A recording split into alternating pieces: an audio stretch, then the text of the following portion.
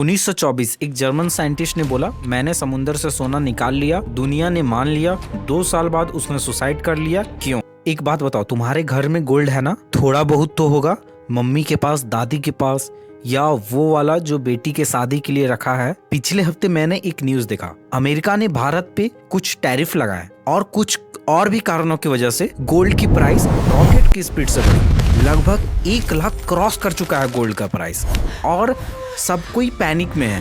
पर मैं तुम्हें कुछ और बताता हूँ। 1980 में एक साइंटिस्ट था जो कि एक्चुअली में गोल्ड को बना चुका था लैब में, वो भी रियल गोल्ड। फिर भी आज 2025 में हम लोग इतना महंगा गोल्ड क्यों खरीद रहे हैं? और अभी तो 2026 आ गया, लैब मेड गोल्ड मार्केट में क्यों नहीं आया? और वो जर्मन साइंटिस्ट जिसने सुसाइड किया, उसकी कहानी इस वीडियो के एंड में बताऊंगा, क्योंकि उसने कुछ ऐसा देखा था जो उसे पूरी तरह से तोड़ के रख दी थी। उसके सुनने के लिए वीडियो में कंटिन्यू रहे। सबसे पहले हम लोग करंट सिचुएशन की बात करते हैं, जो कि मैं ले रहा हूँ 2 अप्रैल 2025। डोनाल्ड ट्रंप ने भारत और चाइना और यूरोप पे और भी कुछ कंट्रियों पर टैरिफ लगाया। और जब ये हुआ, दुनिया भर के इन्वेस्टर ने सोचा, भाई पैसा किधर रखे, डॉलर सेफ नहीं है, स्टॉक गिर रहा है, क्या करे? जवाब एक था, बस गोल्ड। गोल्ड की प्राइस 15% ऊपर गई सिर्फ 2 महीने में। इंडिया में जनवरी 2025 में 78,000 रुपए पर ग्राम गोल्ड था। अप्रैल 2025 में 97,000 हुआ और आज के समय में 1,20,000 प्लस कर चुका है। मेरे पापा ने मुझे कॉल किया था, बोला बेटा गोल्ड ले लूं क्या, बहुत बढ़ रहा है। मैंने बोला पापा पहले रिसर्च कर लेता हूँ, फिर आपको बताता हूँ। यह वीडियो उसी रिसर्च पर है, पर यह तो अभी की बात है। असली बात यह है कि इंडिया को गोल्ड का लत है। हम दुनिया का 25% गोल्ड कंज्यूम करते हैं, प्रोड्यूस ऑलमोस्ट 0 के बराबर करते हैं। मतलब हम कुछ बनाते नहीं, बस इंपोर्ट करते हैं और साल में $35 बिलियन हम बाहर भेज देते हैं। और इंपोर्ट क्यों करते हैं? शादी है भाई, इंडिया में शादी में गोल्ड नहीं तो इज्जत नहीं। मेरे एक कजन की शादी थी पिछले साल। चाचा मिडिल क्लास से हैं, सरकारी नौकरी। मैं देखा उन्होंने सुबह 4 बजे से कैलकुलेटर लेके बैठे, गोल्ड का रेट चेक कर रहे थे। थोड़ा वेट करूं क्या, रेट गिरेगा क्या? एक ऑनेस्ट आदमी अपनी बेटी की शादी में यह सोचने पे मजबूर है, ये रियल प्रेशर है मेरे घर का, शायद तुम्हारे घर का भी। तो सवाल यह है कि ये गोल्ड आता कहाँ से है और क्या हम इसे खुद से नहीं बना सकते हैं? पहले एक फैक्ट सुनो जो तुम्हारा दिमाग घुमा कर रख देगा। आज तक दुनिया में जितना भी गोल्ड निकला है, टोटल 5,000 साल में सारी दुनिया में, वह एक ओलंपिक स्विमिंग पूल में फिट हो जाएगा। बस इतना ही निकला है, इसीलिए गोल्ड इतना स्पेशल है, इसीलिए यह इतना रेयर है, जेन्युइनली रेयर है। अब हम लोग ये समझते हैं कि ये गोल्ड एक्चुअली में आता कहाँ से। टॉप प्रोड्यूसर जो वर्ल्ड के हैं, चाइना 370 टन पर ईयर, रसिया 310 टन, देन ऑस्ट्रेलिया 290 टन के साथ, और उसके बाद यूएसए 170 टन पर साल में ये लोग प्रोड्यूस करते हैं। इंडिया साल में 1.6 टन ही प्रोड्यूस कर पाता, मतलब ऑलमोस्ट नथिंग के बराबर। अब समझते हैं कि किसके पास सबसे ज्यादा गोल्ड रिजर्व्स है। यूएस के पास टोटल 8,133 टन गोल्ड है, फोर्ट नॉक्स में आर्मी से फुल्ली गार्डेड। उसके बाद जर्मनी 3,355 टन, उसके बाद इटली 2,452 टन, उसके बाद इंडियन गवर्नमेंट के पास अप्रोक्स 800 टन गोल्ड है। पर रुको, इंडियन हाउस होल्ड में 25,000 टन गोल्ड है। मतलब तुम्हारी मम्मी के पास, दादी के पास, आंटी के पास, यह सब मिला के फोर्ट नॉक्स से भी बहुत ज्यादा Indian aunties unofficially gold reserves.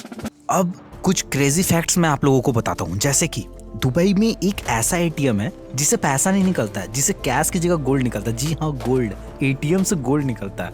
और सऊदी अरब में एक शेख के पास मर्सिडीज, प्योर मर्सिडीज, जो कि पूरा गोल्ड का बना हुआ, प्योर गोल्ड का, वो भी चलता है, रियल कार है। जापान में एक होटल है जिसमें गोल्ड का टॉयलेट है, सोने का टॉयलेट, लिटरली। इलोन मस्क बोल रहा है एस्ट्रॉयड में माइन करेंगे, एक एस्ट्रॉयड में अर्थ से भी ज्यादा गोल्ड है। पूरी दुनिया गोल्ड के पीछे पागल है, पर ये सब माइनिंग से आता है, अर्थ में लिमिटेड है, एक दिन खत्म हो जाएगा। तब क्या, 2300 साल पहले किसी ने बोला रुको खुद बना लेते हैं। और यहाँ से एक सबसे बड़ी, दुनिया के सबसे बड़ी फेलियर स्टोरी की कहानी शुरुआत होती है। इस स्टोरी की शुरुआत होती है 300 BC में। इजिप्ट, चाइना, इंडिया के कुछ लोग थे जिन्हें एक्लिमिस्ट कहा जाता था। आमतौर पर कीमियागर। उनका सपना सिंपल था, लीड जैसे सस्ते मेटल को गोल्ड में बदलो। लॉजिक भी बहुत सिंपल था कि लीड एक गंदा मेटल है, उसको साफ कर देंगे, गोल्ड बन जाएगा, एकदम सिंपल। ये सारा चीज़ किंग्स को पता चला। किंग्स पागल हो गया, उन्होंने बोला करोड़ से ले लो लेकिन बना दो। इस पागलपंती में उन्होंने 2000 साल खर्च कर दिए। 2000 साल से बस वो ट्राई करते रहे पर कोई रिजल्ट नहीं। आइए समझते हैं कि वो फेल क्यों हुए। बार बार कोशिश करने के बावजूद भी वो क्यों फेल हुए? क्योंकि उनका असली दुश्मन समाज नहीं, नेचर था। देखो, मैं साइंस का कोई एक्सपर्ट नहीं हूँ, पर मैं कोशिश करूंगा कि आप लोगों को एकदम सिंपल लैंग्वेज में समझाऊं। हर मेटल का एक एटम होता है। एटम के अंदर कुछ चीज होते हैं, उनमें से एक को बोला जाता है प्रोटॉन। प्रोटॉन लीड में जो होता है वो 32 होता है और गोल्ड में 79 होता है। सिंपल है कि लीड में से 3 निकाल देंगे तो गोल्ड बन जाएगा, पर इतना इजी नहीं है। ये 3 चीज को निकालना इतना मुश्किल है कि हम लोग को बेसिकली एक छोटा सा सूरज चाहिए और ट्रिलियंस डिग्री टेम्परेचर चाहिए, तब जाके कहीं ये 3 चीज निकल पाती है। नेचर ने गोल्ड को यूनिवर्स के ऐसे सेफ लॉकर में रखा है कि जिसे अचीव करने के चक्कर में हम लोगों ने लगभग 2000 साल बर्बाद किया, फिर भी कोई रिजल्ट नहीं, फेलियर। इस बीच में क्या हुआ आइए समझते हैं। लोग जेल गए, फ्रॉड के चार्जेस लगे, कुछ लोगों को मार दिया गया। आइजैक न्यूटन अपना 30 साल वेस्ट कर दिए, जो कि फिजिक्स के बहुत बड़े साइंटिस्ट थे, वो भी फेल रहे हैं। किंगडम्स बर्नआउट हो गए, एक भी ग्राम गोल्ड नहीं बना। 1980 में कुछ होता है, कुछ बदला। एक साइंटिस्ट थे जिनका नाम था Glenn Seaborg, Nobel prize winner, legend थे। वो एक लेबोरेटरी में काम करते थे, लॉरेंस ब्रैकली लेबोरेटरी, जो कि कैलिफोर्निया यूएसए में था। वो लॉरेंस नहीं, ये लेबोरेटरी है, लॉरेंस ब्रैकली लेबोरेटरी, यूएसए कैलिफोर्निया में। उनके पास एक मशीन था, पार्टिकल एक्सीलरेटर जिसे बोला जाता था। वो मशीन क्या करती थी कि एटम को लाइट के स्पीड पे घुमाती थी। इतना स्पीड घूमने से होता क्या था कि एटम टूट जाता था। उन्होंने सोचा कि क्या मैं सच में गोल्ड बना सकता हूँ। उन्होंने एक मेटल लिया जिसका नाम था बिस्मथ, तो उसका एटॉमिक नंबर होता है 83। वो सिंपल सोचे कि ये इसमें से 4 प्रोटॉन निकाल देंगे तो गोल्ड बन जाएगा, जिसका एटम नंबर होता है 79। प्रोसेस बहुत सिंपल था। उन्होंने क्या किया कि मशीन को ऑन किया, न्यूक्लियर रिएक्शन हुआ और रिजल्ट चौंका देने वाला था। वो रिजल्ट निकला एक गोल्ड, प्योर गोल्ड। 2300 साल का सपना सच हो गया। इंसान ने नेचर को बीट कर दिया या नेचर ने इंसान को बीट किया। आइए समझते हैं कितना गोल्ड मिला। नैनोग्राम्स, जी हाँ नैनोग्राम्स, आँख से भी दिख नहीं रहा था। कॉस्ट मालूम है आप लोगों को? 1 ग्राम का 8 करोड़। मार्केट में प्राइस उस समय के हिसाब से 7000 था 1 ग्राम का। मतलब टेक्निकली पॉसिबल है, प्रैक्टिकली ये एक पागलपन है। ये ऐसे ही है जैसे घर में मैगी बनानी है पर 1 लाख की मैगी बन गई। इसीलिए 45 साल बाद भी लैब मेड गोल्ड मार्केट में नहीं आया। तो अब क्या, कोई रास्ता नहीं है? एक्चुअली कुछ ऑप्शंस हैं, कुछ काम कर रहे हैं, कुछ बकवास है। दोनों बताता हूँ। पहला ऑप्शन समंदर में लगभग 20 मिलियन टन गोल्ड है, इतना कि हर इंसान को 4 केजी मिल जाए। याद है वह जर्मन साइंटिस्ट फ्रीज हर्बर, वह एक नोबेल प्राइज विनर था, वह भी एक लेजेंड था अपने समय का। 1924 में उसने कैलकुलेट किया कि समुंदर में गोल्ड है और गोल्ड हम लोग निकाल सकते हैं। जर्मन गवर्नमेंट मान गई। जर्मन गवर्नमेंट ने उसे कुछ पैसे दिए, रिसोर्स दिए। उसने 6 साल कड़ी मेहनत की, सीप भेजे, पानी कलेक्ट किया, रात भर जाके एक्सपेरिमेंट किया। रिजल्ट गोल्ड मिला, पर इतना कम कि निकालने का कॉस्ट ही बहुत ज़्यादा था। जर्मन गवर्नमेंट बोली तुमने तो मुझे बेवकूफ़ बनाया, तुमने मुझे ठगा। हर्बर टूट गया, डिप्रेशन में चला गया। 1934 में उसने अपनी जान दे दी। एक नोबेल प्राइज विनर, एक जीनियस समंदर से गोल्ड निकालने की कोशिश में खत्म हो गया। यह गोल्ड है भाई, यह लोगों की जान ले लेता है। दूसरा ऑप्शन है ई वेस्ट। यह एक्चुअली में काम कर रहा है। मतलब तुम्हारा फ़ोन जिसमें 50-100 रुपये का गोल्ड है, तुम्हारे कंप्यूटर जिसमें 200 से 500 तक का गोल्ड है। 1 ton e waste 300 gram gold, 1 ton mining सिर्फ 5 ग्राम गोल्ड। 60 गुना गोल्ड ई वेस्ट में। जापान इसको अर्बन माइनिंग बोलता है। इंडिया में भी इस टाइप के कंपनीज है जो इस पर काम कर रही है। यह फ्यूचर है, स्लोली पॉसिबल है। तीसरा ऑप्शन बैक्टीरिया। हाँ, बैक्टीरिया। कुछ बैक्टीरिया गोल्ड को सॉलिड नोट्स में कन्वर्ट कर सकते हैं। अभी लैब में है, कमर्शियल होने में 10-15 साल लगेंगे, पर प्रॉमिस है इसमें। अब चौथा ऑप्शन की तरफ हम लोग बढ़ते हैं। चौथा ऑप्शन के बारे में जब आप सुनोगे तो दंग रह जाओगे, आश्चर्यचकित हो जाओगे कि अरे भाई वहाँ पे भी गोल्ड मिलता है। हाँ, मैं बात करने जा रहा हूँ गौमूत्र, काऊ यूरिन। हाल ही में साइंटिस्ट लोगों ने रिसर्च किया था, उसमें उन लोगों ने क्लेम किया कि गौमूत्र में भी सोना अवेलेबल है। आप गूगल पे जाके सर्च कर सकते हो, मैं भी सर्च किया तो देखा कि पता चला कि जैसे समुंदर में बहुत सारे वाटर लेने के बाद तब जाके थोड़ा सा सोना मिलता है, वैसे ही एक पूरी गाय की पूरी जिंदगी की यूरिन को कलेक्ट करोगे तब जाके थोड़ा बहुत गोल्ड मिलेगा। हम लोग एक सीरियस टॉपिक की तरफ बढ़ते हैं, जिस वजह से मैं इस वीडियो को बनाया हूँ उस टॉपिक के बारे में बात करते हैं। एक सीन को इमेजिन करो, तुम्हारी मम्मी बैठी है, हाथ में चाय है उनका और वो टीवी पे न्यूज़ देख रही है। अचानक से न्यूज़ में न्यूज़ आता है कि lab made gold now available at 500 rupees पर ग्राम। हाँ, 500 रुपीज़ पर ग्राम। पहले वो समझेगी नहीं, फिर उन्हें लगेगा कि अरे ये क्या हुआ।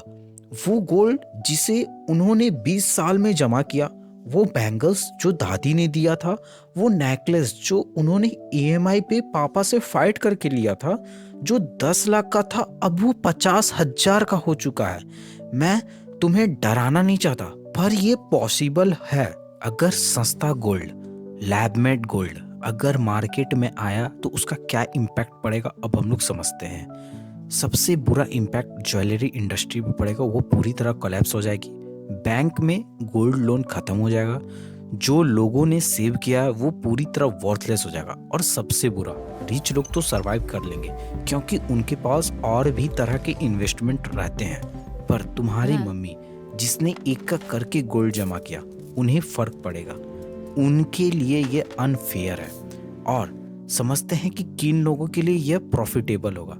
इलेक्ट्रॉनिक इंडस्ट्री सस्ती हो जाएगी, स्पेस टेक्नोलॉजी अफोर्डेबल हो जाएगा और मेडिकल इक्विपमेंट बेटर हो जाएंगे। तो यह अच्छा है या बुरा, यह आप लोग डिसाइड करो। मुझे तो अभी कुछ समझ नहीं आ रहा। पर हाँ, अब मैं आप लोगों से एक क्वेश्चन करना चाहता हूँ। अगर यह टेक्नोलॉजी पॉसिबल है तो गवर्नमेंट को चाहिए होगी, पक्का है। बैंक को भी चाहिए होगा, ज्वेलरीज कंपनी को भी चाहिए होगा, और जो रिच पीपुल हैं उनको भी चाहिए होगा। या ये टेक्नोलॉजी दबाई जाएगी, सोचने वाली बात है। तो रियलिटी चेक करते हैं। रिलैक्स करो, न्यूक्लियर फिजिक्स इतनी भी सस्ती नहीं है कि इतनी जल्दी हो जाए। कम से कम 50 से 100 साल लगेगा, तब जाकर मास प्रोडक्शन हो पाएगा।